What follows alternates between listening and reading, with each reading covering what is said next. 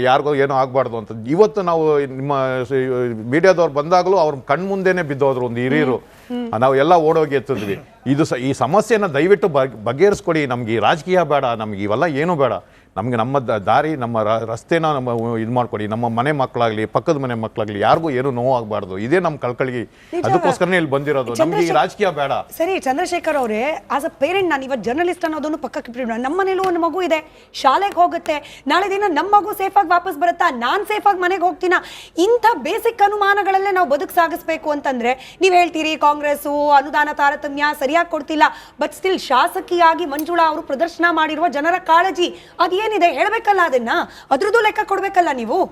ಖಂಡಿತ ನೋಡಿ, ಇದು ಒಂದಲ್ಲ, ಈಗಾಗಲೇ ಒಂದು ಉದಾಹರಣೆ ಕೊಟ್ಟರು ರಾಜಗೌಡರು, ರಾಮಮೂರ್ತಿ ಅವ್ರದ್ದು. ₹1 ಅನುದಾನ ಪಡ್ಕೊಳ್ಳೋಕೆ ಹೋಗ್ಬೇಕಾದ್ರೂ ನೀವು ಕೋರ್ಟ್ಗೆ ಹೋಗಿ ಫೈಟ್ ಮಾಡಬೇಕಾದ್ರಿಂದ ಪರಿಸ್ಥಿತಿ ಬಂದಿದೆ. ನಾನು ಆಗಲೇ ಉಲ್ಲೇಖ ಮಾಡಿದಂತಹ ರಾಜಗೌಡ ಆಗಿರಲಿ, YN ಇವರು ಗೋಪಾಲಕೃಷ್ಣ ಆಗಿರಲಿ, ಅವರ BJP MLAಗಳಲ್ಲ, ಕಾಂಗ್ರೆಸ್ MLAಗಳೇ.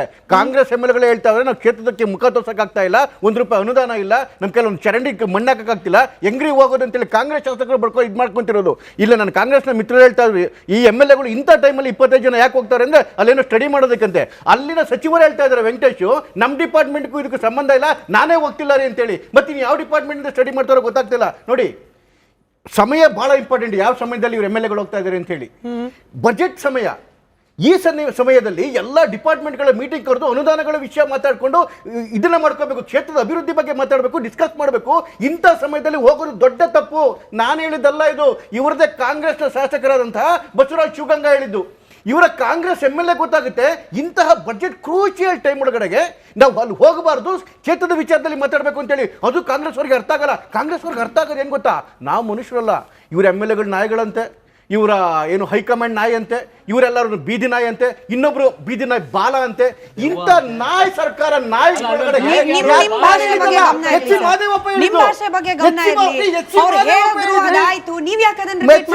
ಹೇಳಬೇಕು. ಎಚ್ ಮಹದೇವಪ್ಪ ಇವರೆಲ್ಲ ನಾಯಿಗಳು, ನಾಯಿ ಬಾಲಗಳು, ಮೇಲ್ಗಡೆ ಒಂದು ನಾಯಿ ಕೂತಿದೆ, ಅದು ಬಾಲ ಅಲ್ಲಾಡ್ಸುತ್ತೆ ಅಂತೇಳಿ. ಈ ನೋಡಿ, ಇದ್ರಲ್ಲಿ ಮನುಷ್ಯತ್ವ ನಾಯಿ ಅಲ್ಲ, ಹುಚ್ಚು ನಾಯಿಗಳಿದ್ದಾವೆ.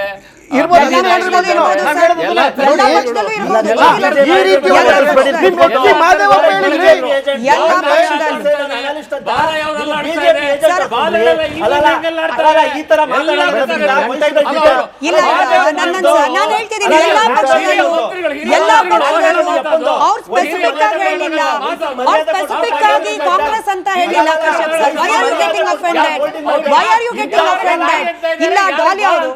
ಡಾಲಿ ಅವರು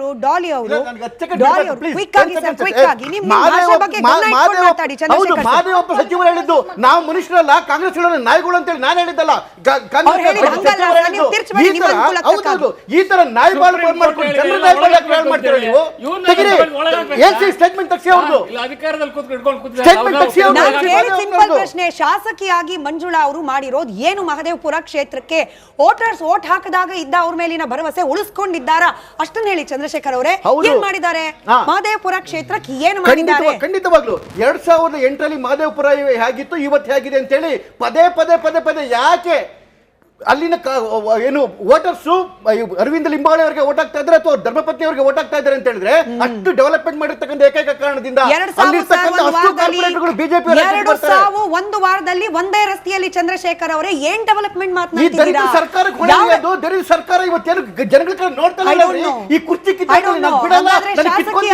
ಶಾಸಕಿಯಾಗಿ ಮಂಜುಳಾ ಅವ್ರು ಏನ್ ಮಾಡಿದ್ರು ಅಂದ್ರೆ ದರಿದ್ರ ಸರ್ಕಾರ. ಹೌದ್ರಿ, ಇನ್ನೇನು ಸರ್ಕಾರ ಏನ್ ಮಾಡಕ್ಕಾಗುತ್ತೆ? ಅವ್ರ MLAಗಳನ್ನ ನೀವೇ ಹೇಳಿದ್ರಿ ಕೋರ್ಟ್ ವರ್ಗೂ ಹೋಗ್ಬೋದು, ಎಲ್ಲಿ ಹೋಗಿದ್ದಾರೆ ಕೋರ್ಟ್ಗೆ ಮಂಜುಳಾ ಮೇಡಮ್? ಎಲ್ಲಿ ಹೋಗಿದ್ದಾರೆ ಕೋರ್ಟ್ಗೆ ಮಂಜುಳಾ ಮೇಡಮ್? ತೋರಿಸಿ ಅಲ್ಲ, ಧರಣ ಕೂತ್ಕೊಳ್ಳಕ್ಕೆ ಹೇಳ್ರಿ,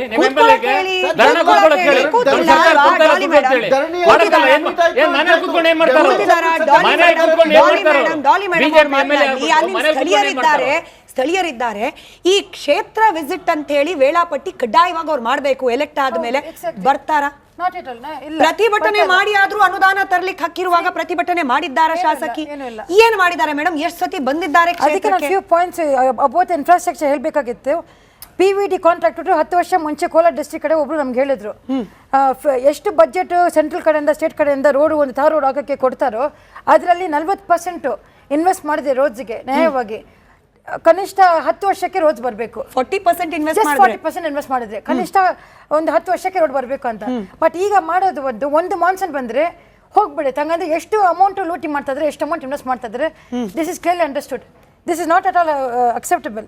free bees false promises during the elections ಹೇಳ್ತಾರೆ, but it may just for fetching the temporary and educated people ಬಂದು ಅದು ಮಾಡಲ್ಲ. ಓನ್ಲಿ ಅನ್ಎಜುಕೇಟೆಡ್ ಅದು ಫ್ರೀ ಬೇಸ್ಗೆಗೋಸ್ಕರ ವೋಟಿಂಗ್ ಆಗ್ತಾರೆ. Educated people wants the people are actually working on it. ಆ voting ಅಲ್ಲಿ ಎಲ್ಲಿ ಹೋಗ್ತದೆ ಗೊತ್ತಾಗ್ತಲ್ಲ. ಪಬ್ಲಿಕ್ ರಿಪೀಟೆಡ್ಲಿ ಪ್ರೆಷರೈಸ್ ಮಾಡ್ತಾರೆ ಲೋಕಲ್ ಅಥಾರಿಟೀಸ್ಗೆ, ಪಾಟ್ ಹೋಲ್ಸ್ ಇರೋದಂತ. ಟೆಂಪ್ರರಿಲಿ ಬಂದು ಅದನ್ನು ಕವರ್ ಮಾಡ್ತಾರೆ, ಅದು ಸ್ವಲ್ಪ ದಿನಕ್ಕೆ ಮತ್ತೆ ಅದು ಓಪನ್ ಆಗುತ್ತೆ. Government establish pothole action plan and road safety authority under Karnataka state board road safety authority act 2017. Where is it actualised? Use ಆಗ್ತಲ್ಲ.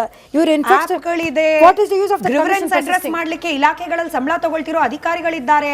ಏನ್ ಮಾಡ್ತಿದ್ದಾರೆ? ಆಯ್ತು, ಶಾಸಕಿಗಂತೂ ಪುರ್ಸೊತ್ತಿಲ್ವೋ ಅಥವಾ ಅನುದಾನ ಸಿಗ್ತಿಲ್ವೋ, ಆಯ್ತು, ಅಧಿಕಾರಿಗಳು ಏನ್ ಮಾಡ್ತಿದ್ದಾರೆ? ನಮ್ಮ ಪ್ರತಿನಿಧಿ PDO ಮಾತನಾಡಿಸಿದ್ರು. ಅವ್ರು ಹೇಳ್ತಾರೆ ನಂದಲ್ಲ, ಇದು PWD ಇಲಾಖೆಗೆ. PWD ಇಲಾಖೆ ಅಧಿಕಾರಿಗಳೆಲ್ಲಿದ್ದಾರೆ ಹಂಗಾದ್ರೆ? ಪಂಚಾಯತ್ ಅಲ್ಲಿರೋ ಸದಸ್ಯರು ಏನ್ ಮಾಡ್ತಿದ್ದಾರೆ ಹಾಗಾದ್ರೆ? ನಾವು ಯಾರ್ಯಾರಿಗೆ ಪ್ರಶ್ನೆ ಕೇಳ್ಕೊಂಡು ಕುತ್ಕೊಳ್ಳೋದು? ಇಷ್ಟು ಜನರಲ್ಲಿ ಒಬ್ರು ರಾಜುಗೌಡ್ರೆ, ಇಷ್ಟು ಜನರಲ್ಲಿ ಒಬ್ರು ನೆಟ್ಟಕ್ಕೆ ಕೆಲಸ ಮಾಡಿದಿದ್ರು, ಬಹುಶಃ ಇವತ್ತು ತ್ರಿಶೂಲ್ ಮನೇಲಿ ಇರ್ತಿದ್ರು. ನಾವ್ ಇವತ್ತು ಬೇರೆ ವಿಚಾರದಲ್ಲಿ ಚರ್ಚೆ ಮಾಡಬಹುದಾಗಿತ್ತು. ಯಾರು ಕೆಲಸ ಮಾಡ್ತಿದ್ದಾರೆ? ರೆಸ್ಪಾನ್ಸಿಬಿಲಿಟೀಸ್ ಇಲ್ಲ ಅಂದ್ರೆ ಯಾರ ಹತ್ರ ಅಮೌಂಟ್ ಸ್ಯಾಂಕ್ಷನ್ ಆಗಿದೆ ಅವ್ರು ನಡ್ಕೊಂಡ್ ಬನ್ನಿ. ಅಮೌಂಟ್ ಯಾರಿಗೆ ಸ್ಯಾಂಕ್ಷನ್ ಆಗಿದೆ ಅವ್ರು ನಡಿಬೇಕು. ಖಂಡಿತವಾಗ್ಲೂ ಇದು ಒಂದು ಸಿಸ್ಟಮ್ ವರ್ಕ್ ಹೇಗಾಗುತ್ತೆ ಅಂದರೆ PWDಗೆ ಒಂದು ಪ್ರೋಗ್ರಾಮ್ ಮಾಡ್ಲಿಕ್ಕೆ ಹೇಳ್ತಾರೆ. ಪ್ರೋಗ್ರಾಮ್ ಆದಮೇಲೆ ಸರ್ಕಾರದಿಂದ ಹಂತ ಹಂತವಾಗಿ ಫಂಡ್ ರಿಲೀಸ್ ಆಗುತ್ತೆ. ಫಂಡ್ ರಿಲೀಸ್ ಆದಮೇಲೆ ಕೆಲಸ ಆಗಬೇಕು. ಆಮೇಲೆ ಯಾರು ಕಾಂಟ್ರಾಕ್ಟ್ ಕೊಟ್ಟಿದ್ದಾರೆ ಮತ್ತು ಯಾರು ಸಂಬಂಧಪಟ್ಟ ಅಧಿಕಾರಿ PWD ಇಂಜಿನಿಯರ್ ಯಾರಿದ್ದಾರೆ, ಮತ್ತು ಅಲ್ಲಿ ಸ್ಥಳೀಯರಿಗೆ ಹೇಳಿದ್ರೆ ಈಗ ಪಂಚಾಯತಿ PDO ಕೂಡ ಜವಾಬ್ದಾರಿ ಇರ್ತದೆ, ಯಾಕಂದರೆ ಅವರ ಲಿಮಿಟ್ಸಲ್ಲಿ ಬರ್ತಾ ಇರ್ತದೆ. ಎರಡನೇದು ಗ್ರಾಮ ಪಂಚಾಯತಿ ಮೆಂಬರ್ಸ್ಗಳದೆಲ್ಲ ಈಗ ಆಲ್ಮೋಸ್ಟ್ ಪೀರಿಯಡ್ ಮುಗಿದೋಗಿದೆ, ಅವ್ರನ್ನೂ ಕೇಳಲಿಕ್ಕೆ ಅಧಿಕಾರ ಇರಲ್ಲ.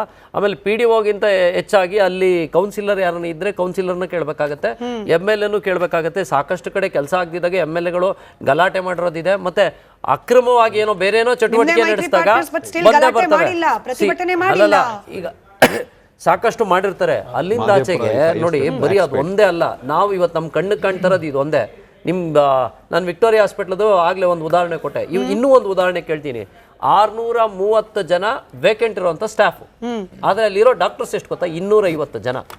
ಸೊ ನೀವು ಈ ಮಟ್ಟದ ಕೆಲಸ ಮಾಡಿಸ್ಕೊಂಡ್ರೆ ನೀವು ಇರೋ ಬರೋರಿಗೆಲ್ಲ ಕ್ಯಾಬಿನೆಟ್ ದರ್ಜೆ ಸಚಿವರು ಕೊಡ್ತೀರಾ. ಒಂದು ಕ್ಯಾಬಿನೆಟ್ ದರ್ಜೆ ಸಚಿವನ್ನ ಮೇಂಟೈನ್ ಮಾಡ್ಲಿಕ್ಕೆ ಕನಿಷ್ಠ ಇಲ್ಲ ಅಂದ್ರೂ 1 ವರ್ಷಕ್ಕೆ 1 ಕೋಟಿವರೆಗೂ ಖರ್ಚು ಬರ್ತದೆ.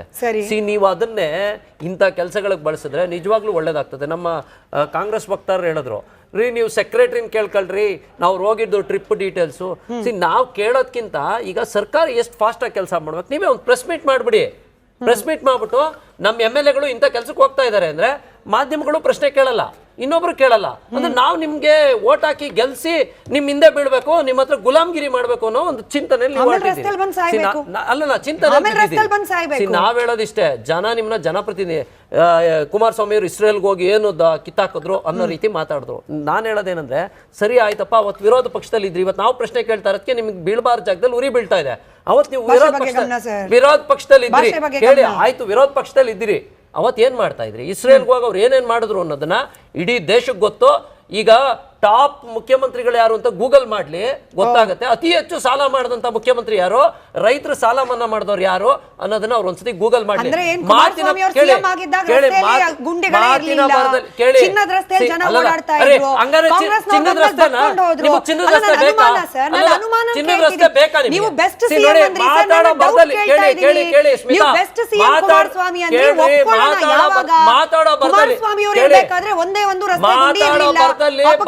ನೀವು ಪದ ಬಳಸಿದ್ರೆ ನಾನು ಅದನ್ನ ಸಹಿಸ್ಕೊಳ್ಳಲ್ಲ.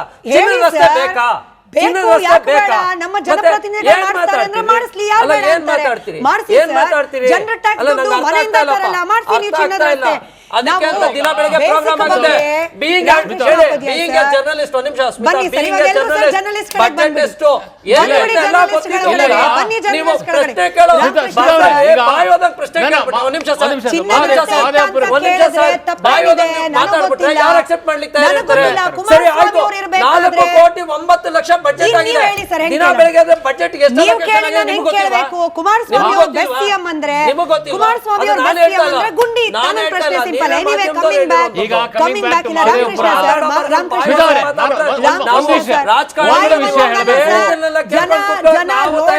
ಜನ ರೋಡಲ್ಲಿ